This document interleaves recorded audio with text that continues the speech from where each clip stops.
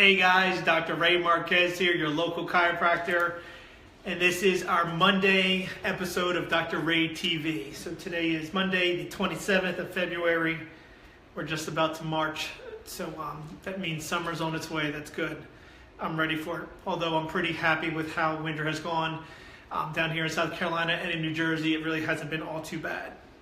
So today we're going to talk to you about ice and heat, because I get it all the time, and it seems like more often than not I see people doing the wrong thing, especially when they come into my office to see me. So first off, if you're in pain and it's your neck or back, it's almost always an inflammatory process, okay? Almost always something, either the disc, the joint, the muscles, something's inflamed because it was either overused or it was dysfunctioning or something's going on. Very rarely do I ever see a sprain or strain of a back or neck. Maybe a neck once in a while, but very rarely low back.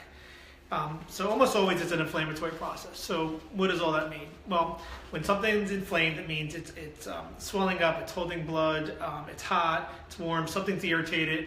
It's your body telling you that something is wrong. So first and foremost, you can almost never go wrong with using ice. But let's get back to the ice or heat thing. If you're feeling back pain or you're feeling neck pain, and it's an acute episode, meaning say you're having a flare-up one day or it's really bothering you, it's always better to ice it. And I want you to ice it for 15 minutes at a time, take a break, and then do 15 minutes again. And why do we do that? Well, what we're trying to do is get the inflammation down. And when we put ice on, it's a vasoconstrictor, meaning it makes the arteries and the veins tighten up, and it stops blood from flowing in there. And when we have less blood in there, there's less pain, and then there's less pressure, and it begins to feel better. Why do we only want to do 15 minutes? We only want to do 15-minute increments because after about 15 or 20 minutes, your body actually has the opposite effect, meaning at first it constricts the arteries and the veins and stops blood from flowing there, and then after about 15 or 20 minutes, it opens them up, and blood flows in there, actually making it worse.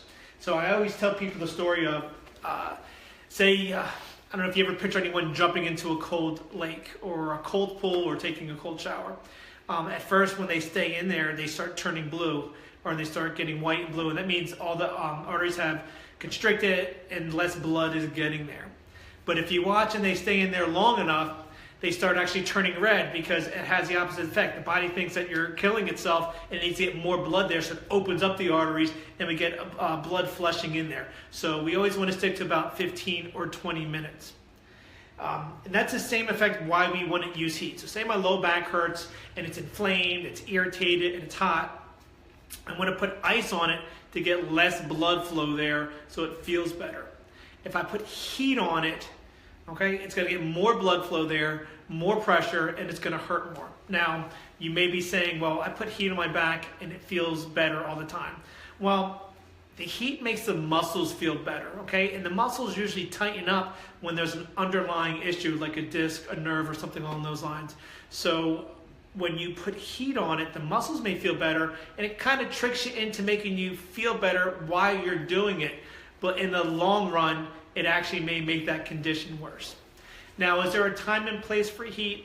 Absolutely. And I think heat should be always used on muscle strains, okay? Or if you've been working out a whole lot on a consistent basis and your muscles continually get sore, I think a nice hot bath, hot tub, or putting heat on those particular muscles may make them feel better. If you have trigger points or muscle knots, heat will make them feel better.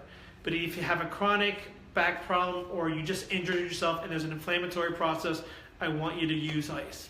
And we don't want you to sleep on the ice and stay on there for over 15 or 20 minutes. 15 minutes at a time is just what we're looking at. Again, ice versus heat. I'm always going to go ice first, 15 minutes at a time. If you're not sure about the heat or ice, why don't you guys just message me on Facebook or give me a call. We'll talk about it, and we'll go from there. Hey, Bo, how's it going, buddy? Good to see you. Or at least good to hear from you on Facebook. So I hope everyone's doing well. It's a beautiful Monday night. Hopefully it is up there in Jersey also. So we will talk to everyone tomorrow. If there's any subjects that you'd like me to talk about, please message me on Facebook. I'll answer it, and then we'll put it on our next episode. Everyone have a great day, and we'll talk to you soon. Bye-bye.